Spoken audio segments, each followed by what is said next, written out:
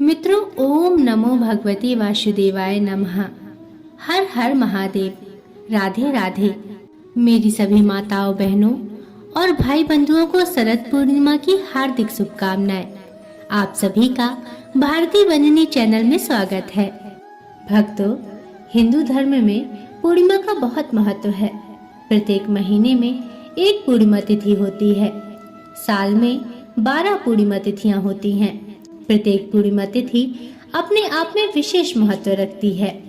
हर पूर्णिमा में पूजन करने का विधान भी अलग अलग होता है।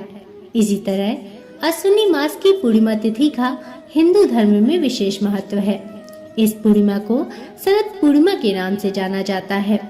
शरद पूर्णिमा का महत्व ज्यादा इसलिए बढ़ जाता है क्योंकि इस दिन चंद्रमा अपनी 16 कलाओं से परिपूर्ण होता है और पृथ्वी के सबसे ज्यादा निकट होता है। इस दिन चंद्रमा की रोशनी सभी दिशाओं में फैली होती है।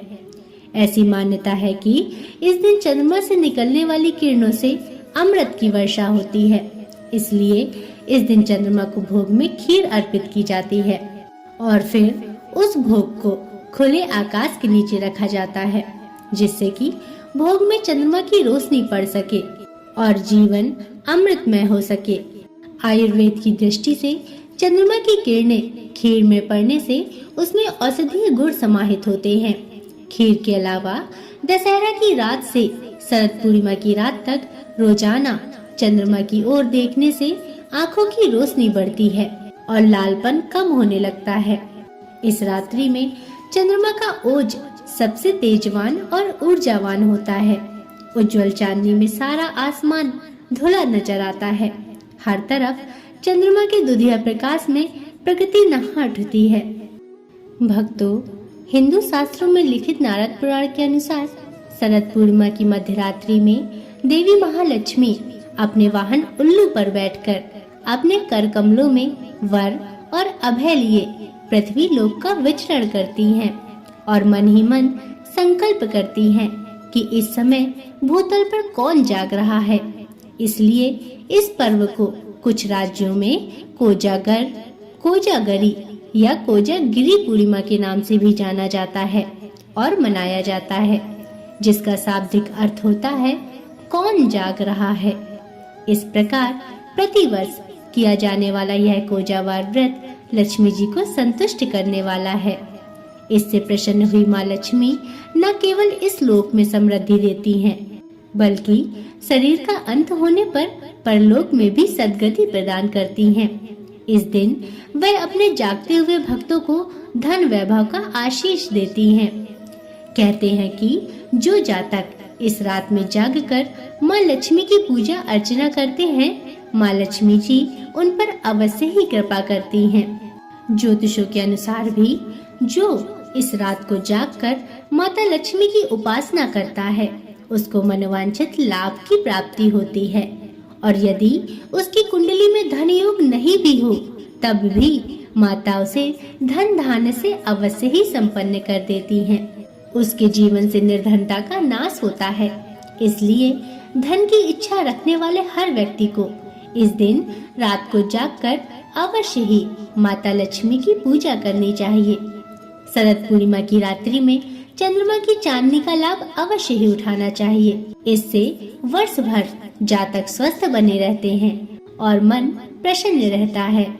भक्तों, मान्यता है कि भगवान श्री कृष्ण और राधा की अद्भुत और दिव्य रास लीलाओं का आरंभ भी शरद पूर्णिमा के दिन से ही हुआ। पूर्णिमा की श्वेत उज्जवल चांदनी में भगवान श्री कृष्ण ने अपनी 9 लाख गोपिकाओं के साथ स्वयं ही 9 लाख अलग अलग गोपों के रूप में आकर ब्रज में महारास रचाया था।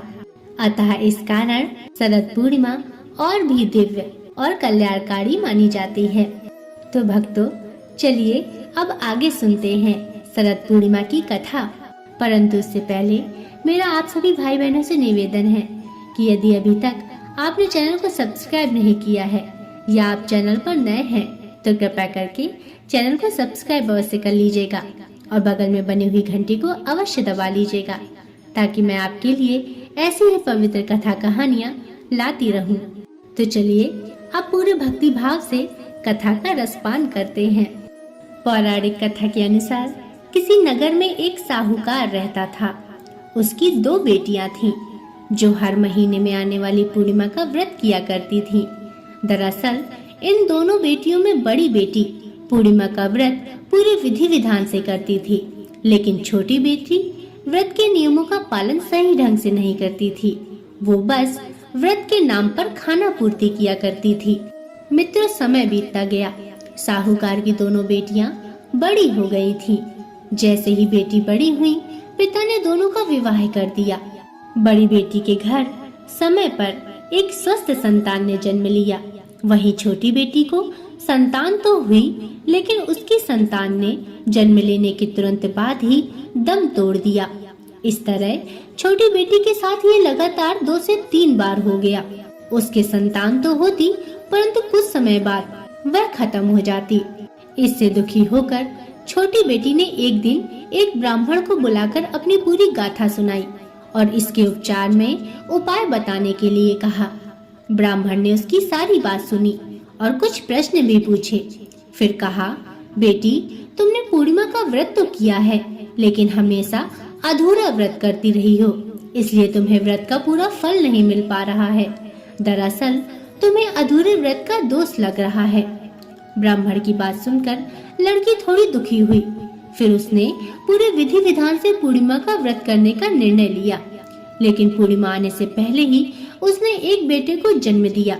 फिर से जन्म लेने के साथ ही बेटे की मृत्यु हो गई। हर बार ऐसी घटना से साहूकार की छोटी बेटी काफी दुखी हुई। उसने अपने बेटे के शव को एक पीढ़े पर रखा और उस शव को एक कपड़े से इस तरह ढका कि किसी को पता न चले। इसके बाद उसने अपनी बड़ी बहन को बुलाया और उसे पीढ़े पर बैठने को कहा। जैसे ही बड़ी बहन उस पीढ़े पर बैठने लगी तो उसके लहंगे का एक हिस्सा बच्चे में स्पर्श हो गया और वह बच्चा जीवित हो उठा और रोने लगा। बच्चे की रोने की आवाज सुनकर बड़ी बहन घबरा गई और छोटी बहन को जोर की फटकार लगाई। बड़ी बहन ने क्रोधित होकर कहा, ये तुमने क्या किया? तुम मुझ पर बच्चे की हत्या का कलंक लगाना चाहती हो। मेरे बैठने से अगर इस बच्चे की मृत्यु हो जाती तो? इस पर बहन के गुस्से को नियंत्रित करते हुए छोटी बहन ने उत्तर दिया, दीदी, यह बच्चा तो पहले से ही मरा हुआ था। तुम्हारे स्पर्श से ही तो यह पुनर्जीवित हुआ है। हर पूर्णिमा पर जो तुम व्रत और तप किया करती थी, उसके कारण तुम्हें वरदान प्राप्त है और तुम पवित्र हो गई हो। दीदी, अब मैं भी तुम्हारी तरह शरद पूर्णिमा का व्रत विधि विधान से करूंगी। तभी से साहूकार की छोटी बेटी ने पूर्णिमा व्रत नियम अनुसार करने लगी। इसके बाद इस व्रत के महत्व और फल का प्रचार उसने पूरे नगर में किया और यह व्रत पूरे नगर में प्रसिद्ध हुआ। हे माँ लक्ष्मी, हे भगवान विष्णु, जिस प्रकार आपने साहूकार की बेटी की कामना पूरी कर सौभाग्य प्रदान किया, वैसे ही इस कथा को कहने वाले, सुनने वाले और हुंकार भरने वाले हम सभी पर अपनी कृपा बनाए रखना। जय माँ लक्ष्मी, जय श्री हरि विष्णु।